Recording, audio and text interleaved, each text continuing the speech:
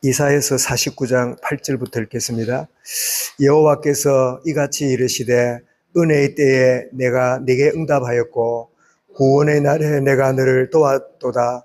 내가 장차 너를 보호하며 너를 백성의 언약으로 삼으며 나라를 일으켜 그들에게 그 황무한되었던 땅을 기업으로 상속하게 하리라. 내가 잡혀있던 자에게 이르기를 나오라 하며 흑암에 있는 자에게 나타나리라. 그들이 길에서 먹겠고 모든 헐벗은 산에도 그들의 풀밭이 있을 것인저 그들이 줄이거나 목마르지 아니할 것이며 더위와 볕이 그들을 상하지 아니하리니 이는 그들을 긍휼히 여기는 이가 그들을 이끌되 샘물 근원으로 인도할 것임이라.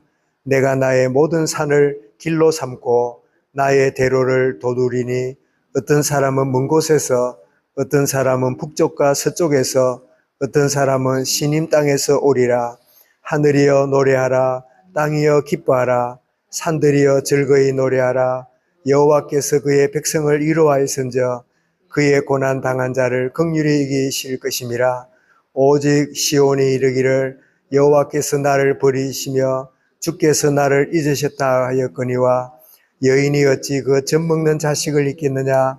자기 태에서 난 아들을 긍휼히 여기지 않겠느냐. 그들은 혹시 잊을지라도 나는 너를 잊지 아니할 것이라. 아멘. 위로하시는 하나님이란 제목으로 말씀을 드리겠습니다. 이사야서가 66장까지 있는 가운데 39장까지는 징계와 어떤 여러 가지 책망이 주가 되어 있었다면 이제 신약 부분에 해당되는 40장부터는 이제는 하나님의 위로와 참 회복을 이렇게 선포하시는 그런 말씀을 보게 되는데, 그런데 하나님이 회복하시고 위로하시는 이것도 내가 바라고 기대하는 것을 넘어서 하나님의 정확한 때에 하나님의 시간표에 위로와 회복과 평강을 주신다는 사실입니다. 오늘 8절에 그랬죠. 여호와께서 같이 이르시되 은혜의 때에 내가 내게 응답하였고, 이 때라는 말을 하시죠. 우리는 때라는 말이 두 가지 있는 것을 함께 말씀을 나눴지요. 우리가 시계 차고 있는 시간은 뭐라고요? 그것이 바로 크로노스, 시간을 정하고 아침이다, 점심이다, 저녁이다. 그런데 이 나의 시간을 뛰어넘어서 하나님의 때, 카이로스가 있다 그랬지요. 하나님이 일하시는 그 때. 그래서 은혜의 때에 내가 네게 응답하였고 구원의 날에 내가 너를 도왔도다. 여러분, 이 말씀이 신약이 어디 나옵니까? 고린도후서 6장 2절이 나오지요. 보라, 지금은 은혜를 받을 만한 때요, 지금은 구원의 날이로다. 그래서 우리 구약을 읽어가다 보면 신약에 있는 말씀들이 여기서 나왔구나, 근원이 여기서 출발했구나, 이런 걸 보면서 이 신약을 기록한 수많은 저자들이, 특별히 바울이 얼마나 구약에 정통한 가운데 있었는가 하는 것을 자연스럽게 이렇게 구약에 있는 말씀을 잘 인용해서 이렇게 우리에게 던져주고 있음을 우리가 확인할 수 있지요. 그래서 하나님이 참 모든 일을 이루어 가실 때는 하나님의 때와 시간이 있다. 그래서 내 때가 아니라 하나님이 가장 바라시고 원하시는 그 때를 이루어 가시는, 우리는 때때로 우리가 쭉 살아오면서 참 안타깝고 답답하고, 참 이때쯤 이렇게 되었으면 좋겠고 저때쯤 되면 저렇게 하면 좋겠는데 라고 하는 그런 참 안타까움을 참 느끼고 살아올 때가 있지요. 그런데 지나고 보면 그때 참 이렇게 일이 되지 않고, 그때 바라는 대로 성취되지 않고 응답되지 않는 그런 때가 굉장히 답답하고 힘들고, 참 하나님이 정말 왜 응답하시지 않는가, 그런 어떤 생각을 가졌지만 지나고 가만히 보면 하나님이 참 계획들을 가지시고 때를 따라서 응답하시고 은혜를 주시고 응답해 가시는 그런 때였구나 하는 것을 좀 지나고 나면 알 때가 참 많지요.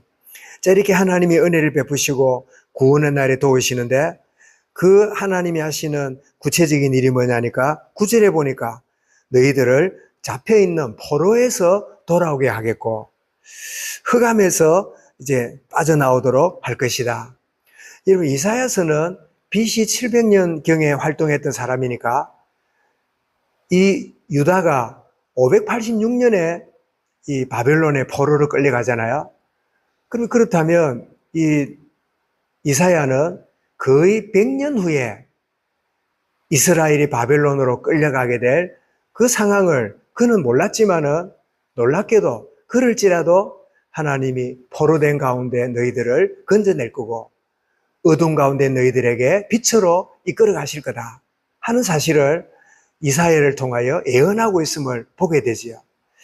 하나님은 우리에게 말씀을 주시되 당장 이렇게 되고 당장 저렇게 되는 경우보다는 그 말씀을 붙잡고 한 걸음 한 걸음 나아왔더니 어느 날 보니까 하나님이 내게 먼저 말씀을 주시고 그 말씀을 이렇게 이루셨구나, 이루고 계시는구나, 이런 걸 알 때가 참 많지요. 그러면서 그들을 끌고 나와가지고는 이제 광야에서 이스라엘 백성들이 필요한 게 뭘까요?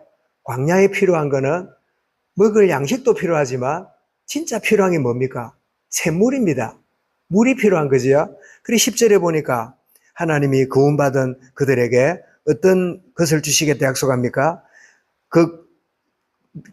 그들을 영률이 계시는 이가 그들을 이끌되 샘물 근원으로 인도할 것임이라.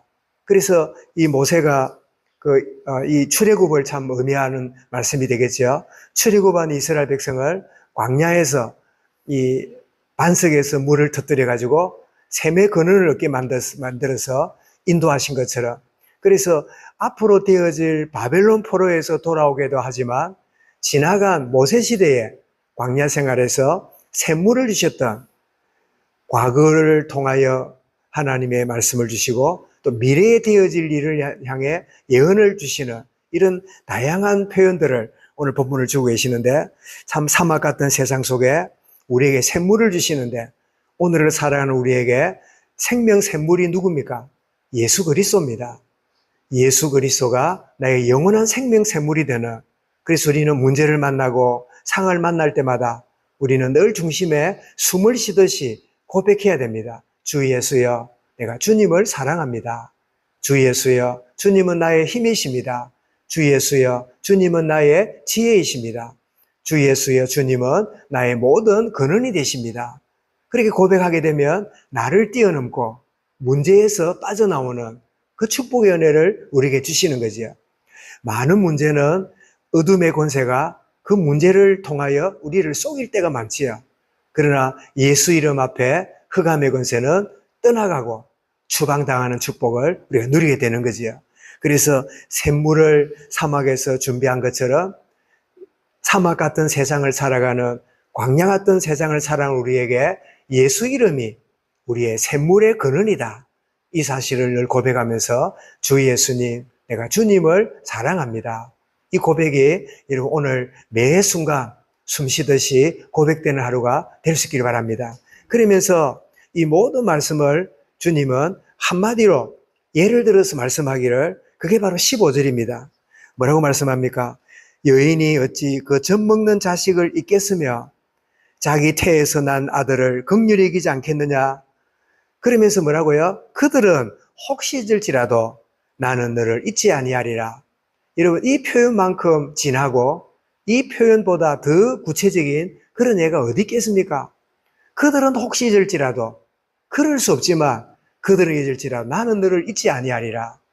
여러분, 이 말씀은 우리를 생각을 멈추게 만듭니다. 모든 복잡한 생각을 단순하게 만듭니다. 참 여러 가지 계획 속에 참 엉클어져 있는 우리의 심령이 오직 주를 바라보게 만드는, 그래서 다윗도 시편 27편에 뭐라고 고백합니까? 내 부모는 나를 버렸으나 여호와는 나를 온전히 지키시리라. 그런 고백을 하고 있잖아요. 그럼 다윗이 언제 부모한테 버림받았습니까? 받았지요.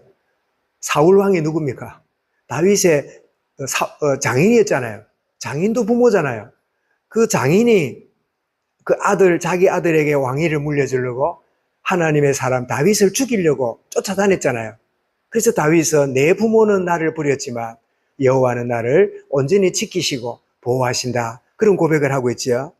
정말 하나님은 위로하시고 보호하시고 지키시되 때를 따라 일하시고 때를 따라 주님이 필요한 은혜와 구원을 주시는, 그렇다면 내 때도 하나님의 손에 있지만 내가 주변에 있는 모든 우리 자녀들, 또 우리 모든 가족들, 내 모든 지인들, 우리 온 교회 성도들이 하나님의 때에 은혜와 구원의 자리로 나오는 그런 참 시간표가 있구나.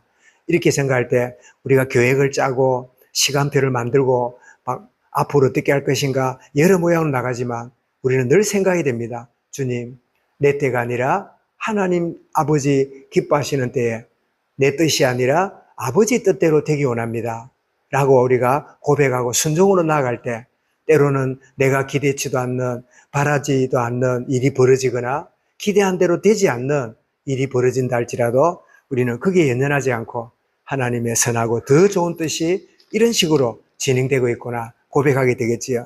그래서 우리는 찬송 드렸던 399장처럼 어린 양들아 두려워 말라. 주님 우리 가운데 함께 하신다. 하늘과 땅의 모든 권세로 그 양떼를 지키신다. 보호하신다. 돌보신다. 이런 이 찬양 드린 고백처럼 오늘 말씀처럼 그들은 혹시 잊을지라도 나는 너를 잊지 아니하리라. 그 하나님의 은혜 속에 오늘 하루도 한 걸음 한 걸음 나아가고 또 나와 관련된 모든 일들이 은혜 가운데 새로운 관점으로 보고 주님의 시간표로 대할 수 있는 참 여유로움으로 나아가는 복된 하루로 인도하여 주옵소서. 이 말씀을 마음에 담고 우리 개인적으로 기도하겠습니다.